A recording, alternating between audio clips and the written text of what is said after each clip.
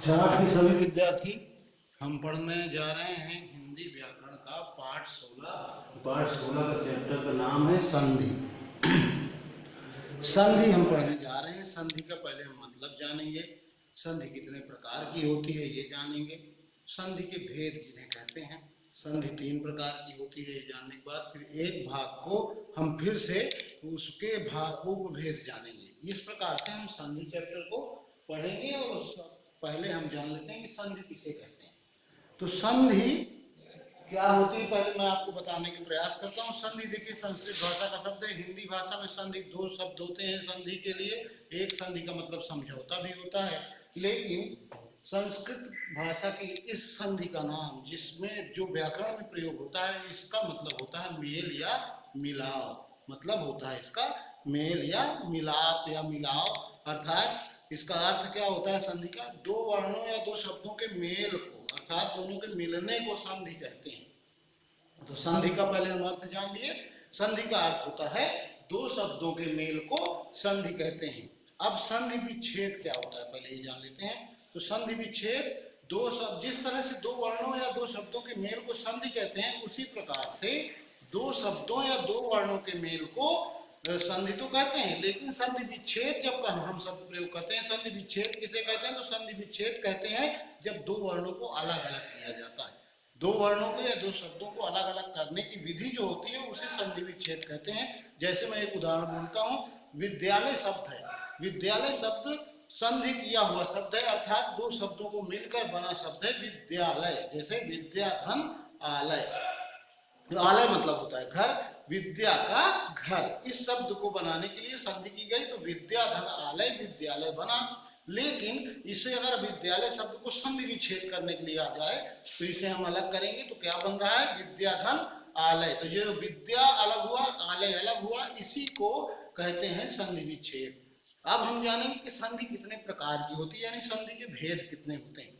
तो संधि के 3 मुख्य रूप से भेद होते हैं। पहली संधि होती है स्वर संधि, दूसरी संधि होती है व्यंजन संधि, तीसरी संधि होती है विसर्ग संधि।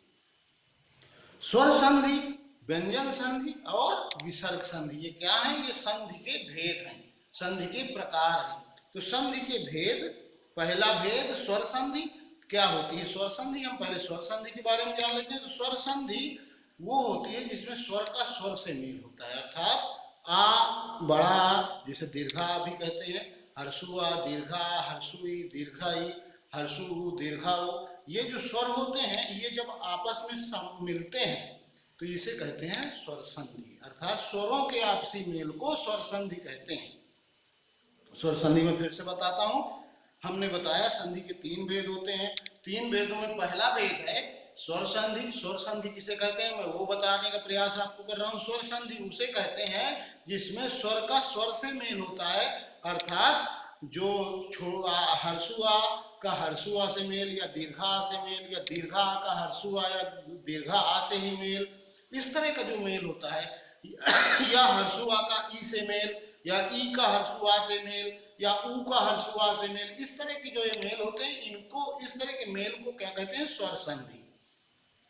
स्वर संधि के भी कई प्रकार होते हैं, उनमें से हम जानेंगे स्वर संधि कितने प्रकार की होती है, फिर एक एक प्रकार को डिटेल से जानेंगे। तो स्वर संधि 5 प्रकार की होती है। 5 प्रकार कौन कौन से हैं मैं आपको बताना चाहूंगा। पहला होता है दीर्घ संधि, दूसरा होता है गुण संधि, तीसरा होता है यण संधि, चौथा होता है वृद्धि संधि, पांचवा होता है अयादि संधि। पहली संधि होती है दीर्घ संधि। हम पहले दीर्घ संधि को डिटेल में पढ़ेंगे।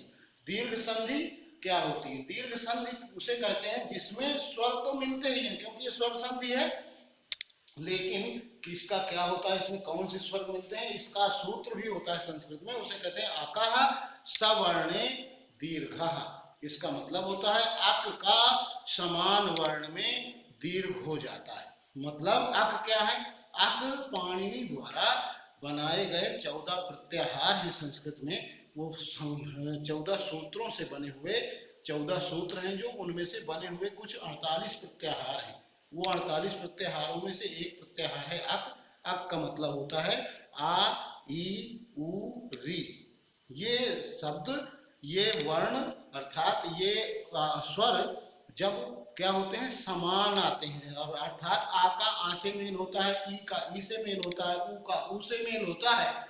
ऐसी स्थिति जब आती है, री भी एक स्वर है, आप पढ़े हैं री का भी री से जब मेल होता है तो क्या होता है, वहां भी दीर्घ, समान वर्ण होने पर दीर्घ हो जाता है।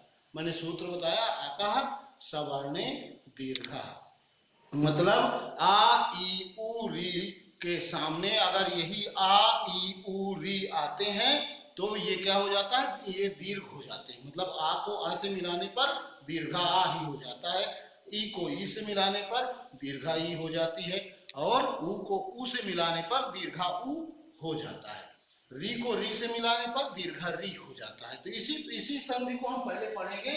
तो मैंने यहाँ लिखा है, देखिए, जहां समान स्वर आपस में मिलते हैं, बनने वाला नया जो शब्द आता है सामने, जो नया स्वर तैयार होता है, अर्थात दो स्वर मिलने के बाद जो स्वर बनता है, समान स्वर जो मिलते हैं, तो वो क्या होता है, दीर्घ होता है।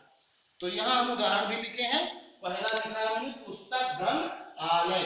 यहाँ पुस्तक में का में हर्षुआ है, आलय में दीर्घा है, आ हर्षुआ, धन दीर्घा बराबर दीर्घा।